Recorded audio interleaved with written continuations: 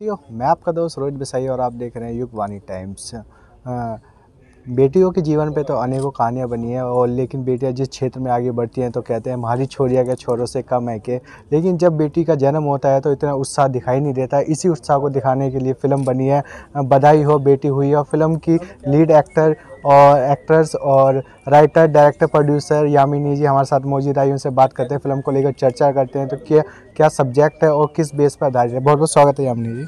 नमस्ते, thank you. बधाई हो बेटी हुई है, क्या कॉन्सेप्ट लेकर आ रहे हो? बधाई हो बेटी हुई है, बधाई हो बेटी हुई है और बधाई हो बेटी हुई है। ये सभी लोगों को अपने घर में, अपने आस पड़ोस में, अपने परिवार वालों को जब भी घर में अगर बेटियों का जन्म हो तो उसको ज़रूर सेलिब्रेट करें, इस बात को ज़रूर कहें और बेटियों को भी ये एहसास दिलाएं कि वो कितनी इम्पॉर्टेंट हैं और उनका इस धरती पे जन्म लेना मानव कल्याण के लिए कितना ज़रूरी है और उनको अप्रिशिएट करें। हाँ, कहानी के बारे में बताया आपने, कहानी लिखी भी है तो कहाँ से इंस्पायर है ये कहानी? इंस्पिरेशन तो बहुत सारी चीज़ों से मिली है मुझे। सबसे पहले मैं अपने आप को बहुत प्रिविलेज मानती हूँ। मेरे फैमिली ने कभी भी मेरे और मेरे भाई में या कभी भी किसी ने डिफरेंशिएट नहीं किया। मुझे हर चीज़ जो अपनी लाइफ में करनी है वो सब कुछ करने की आज़ादी मिली, पढ़ने लिखने आगे बढ़ने की सब चीज़ की आज़ादी मिली। लेकिन जब मैं अपने कुछ फ्रेंड्स को देखती हूँ या अपने आस पड़ोस में लोगों को देखती हूँ तो वो लड़कियाँ हमेशा अपने जन्म को लेके कोसती हैं कि मतलब काश वो लड़का होती, क्योंकि उनको उनके भाई की तरह प्यार नहीं मिल रहा है उनके फैमिली से या सोसाइटी से, उनको आगे बढ़ने का मौका नहीं मिल रहा है। ये सब इसीलिए हो रहा है बिकॉज़ हम लड़के लड़कियों में डिफरेंशिएट करते हैं। लड़के का जन्म होता है तो ज़ोर ज़ोर से कहते हैं, सबको फ़ोन लगाते हैं, सबको इन्फॉर्म करते हैं कि अरे लड़का हुआ है, बधाई हो बेटा हुआ है। लेकिन लड़कियों के लिए ये सेम चीज़ हम नहीं करते हैं, जो कि बहुत इंपॉर्टेंट है। अगर किसी के घर में लड़की हुई है तो वो बहुत दबी ज़ुबान से कहेगा कि अरे यार लड़की हुई है, विच इज़ वेरी बैड। तो ऐसा नहीं करना चाहिए। हमको लड़कियों के जन्म को सेलिब्रेट करना चाहिए और उनको ज़िंदगी में हर वो मौका देना चाहिए जो वो डिज़र्व करती हैं। जैसा कि आपने बताया दबी आवाज़ में कहा जाता है कि बेटी हुई है, तो इसका कारण क्या मानते हैं? समाज का मेंटलिटी किस ओर जा रही है? बहुत सारे चेंजेस हुए हैं हाल में जो है। जैसे कि मैंने कहा मेट्रोपॉलिटन सिटी में इतना प्रॉब्लम नहीं है, लेकिन आज भी जो ग्रामीण इलाके हैं या आसपास जो छोटे शहर हैं उन जगहों पे अभी भी एक बहुत बड़ी समस्या है। लड़कों के जन्म के लिए हम उनको कोई बर्डन नहीं मानते हैं, लेकिन अगर एक घर में एक लड़की का जन्म हो गया तो वो हमारे लिए एक जैसे कोई बोझ हो गया। तो उसके जन्म के होने के उपरांत हम ये नहीं सोचते हैं कि हम उसको ज़िंदगी में आगे कैसे बढ़ाएं, अपने पैरों पे खड़ा रहना कैसे सिखाएं।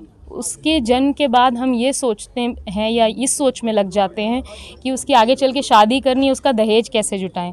तो मैं ये कह रही हूँ कि आप इंस्टेड ऑफ ये ऐसी मेंटालिटी रखने की जगह आप लड़कियों को पढ़ाइए लिखाइए, उनको आगे बढ़ाइए। बिकॉज़ जब वो लड़की पढ़े लिखेगी आगे बढ़ेगी तो उसके लिए आपको दहेज जुटाने की ज़रूरत नहीं पड़ेगी। उसके लिए ऑलरेडी लाखों लोग होंगे जो उस लड़की को डिज़र्व करते हैं। तो सिमिलरली ये तो एक छोटा सा उदाहरण है, बट लड़कियां जो है आजकल हर फील्ड में आगे हैं और ये इसी वजह से हैं कि उनको अपने फैमिली का, परिवार का सपोर्ट मिला है, सोसाइटी का सपोर्ट मिला है। अभी आप देखिए रिसेंटली हमारी जो प्रेसिडेंट हैं तो ऑनरेबल प्रेसिडेंट जो हैं वो भी एक फ़ीमेल हैं। तो आई एम रियली प्राउड कि मैं भी एक लड़की हूँ। तो सिमिलरली लड़कियां हर फील्ड में जो है अपना योगदान देती हैं और वो आगे बढ़ सकती हैं। तो बस उनको एक छोटे से मौके की ज़रूरत है जो हमें देना है उनको आगे बढ़ने के लिए। फिल्म को लिखने के बाद का जो आपका उद्देश्य था, क्या आपने स्क्रिप्ट राइटिंग के दौरान ही सोच लिया था कि मैं लीड रोल प्ले करूँगी?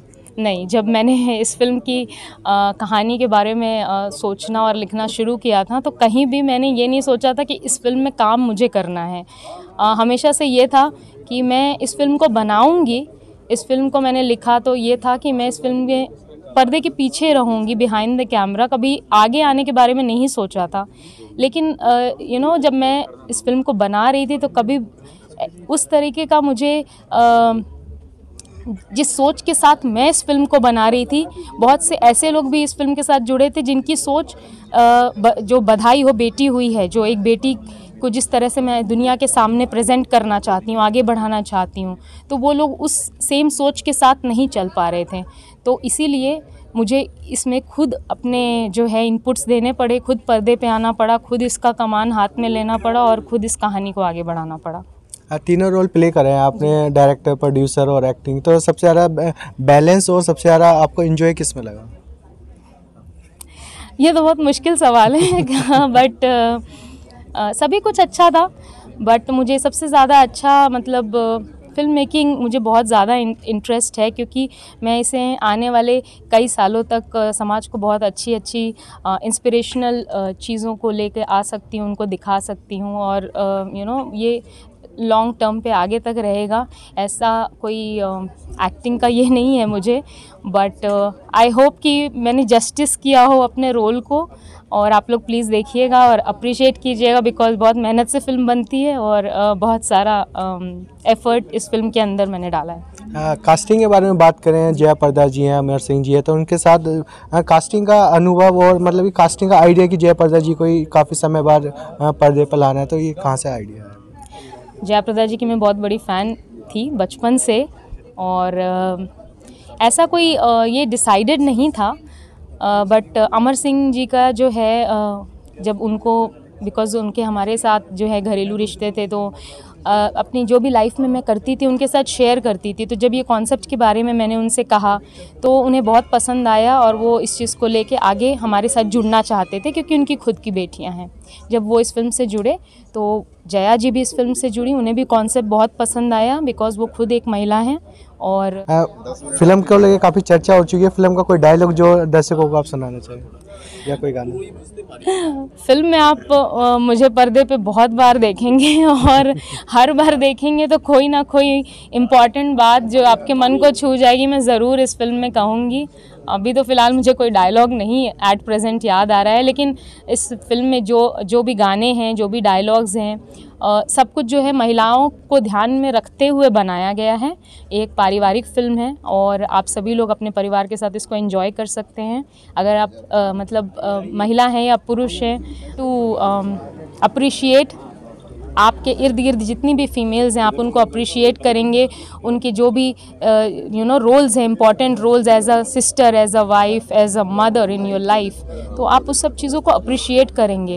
हो सकता है कि आपने अपनी मम्मी को आखिरी बार थैंक यू कब बोला होगा, या अपनी बहन को आखिरी बार गिफ्ट कब दिया होगा, आप लोगों को याद नहीं होगा, लेकिन इस फिल्म को देखने के बाद आप ज़रूर इस बात को सोचेंगे, गौर करेंगे, और आप सोचेंगे कि ये बहुत इम्पॉर्टेंट है मेरी लाइफ में, ये औरतें जो हैं मेरी लाइफ में बहुत इम्पॉर्टेंट है, और हमें इनको सब कुछ वो देना चाहिए जो ये डिज़र्व करती हैं, और सबसे ज़्यादा जो इम्पोर्टेंट है वो रिस्पेक्ट है। बहुत बहुत धन्यवाद हमसे बात करने के लिए, बहुत बहुत शुभकामनाएं आपकी इस फिल्म के लिए।